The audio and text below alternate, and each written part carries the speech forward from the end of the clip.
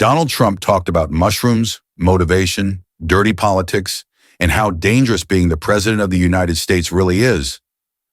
What drives you more, the love of winning or the hate of losing?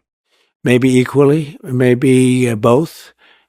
I don't like losing, and I do like winning. I've never thought of it as to which is more of a driving force.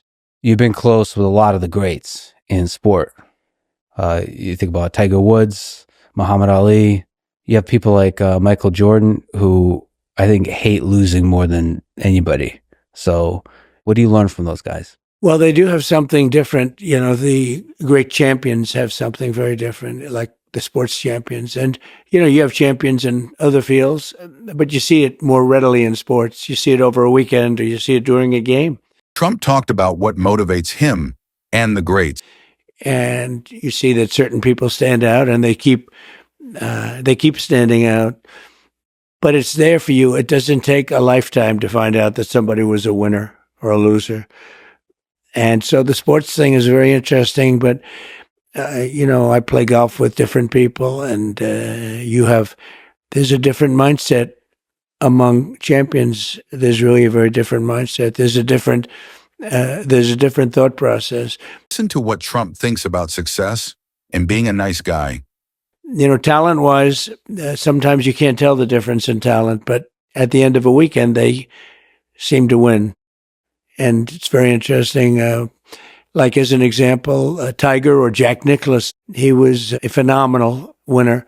And he does have a different way about him. And Tiger has a different way about him. And Michael Jordan. And there's never one, you would think that there'd be one way. Arnold Palmer was the nicest guy you'd ever meet. And then you have some champions that aren't really nice. They're just focused on doing their job. So you have, you know, there's not one type of person. But the one thing I would say that everybody seems to have in common is they're very driven. They're driven like beyond. They don't seem to give up easily. They don't give up. They don't give up, but they do seem to be, you know, they have a passion that's maybe more than people that don't do as well. How dirty do you think Donald Trump thinks politics really are? You've said that politics is a dirty game in the past. It is a dirty game. It's certainly true. So if it is a game, how do you win at that game? Well, you win at that game by getting the word out and by using sense. You have to have a feeling where it's going. You also have to have a feeling of what's right. You can't necessarily just go what's popular. You have to do what's good for a country if you're talking about countries. But you have to get the word out, and you have to just continuously, like, for instance, you have a great show. You have a great podcast. It's very well watched. And I'm sitting here and I do this. A lot of people see it. And I do other things, and a lot of people see that. Do you think the game of advertisement and politics are changing? Do you think business and politics are the same? And I go traditional also. You know, you have traditional television, which is getting a little bit older and maybe less significant. Could be less significant. I don't know, but it's changing a lot. The whole plane of platform is changing a lot. It's changed a lot in the last 2-3 years. But from a political standpoint, you have to find out what people are doing, what they're watching, and you have to get it. You have to get on.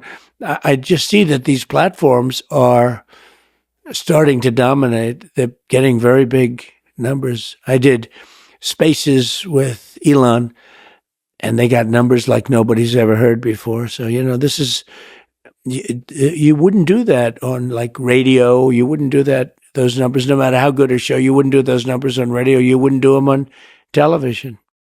You've been successful in business. You've been successful in politics. What do you think is the difference between gaining success between the two different, disparate worlds? Yeah, and they're different, very different.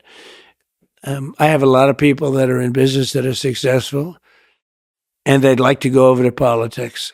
And then you realize they can't speak. They choke. You know, it's hard to make a speech in front of that. Let's say you're talking about a big audience, but I get very big audiences. And, you know, for many people, it's virtually impossible to get up and speak for an hour and a half and have nobody leave. It's not an easy thing to do, and it's an ability.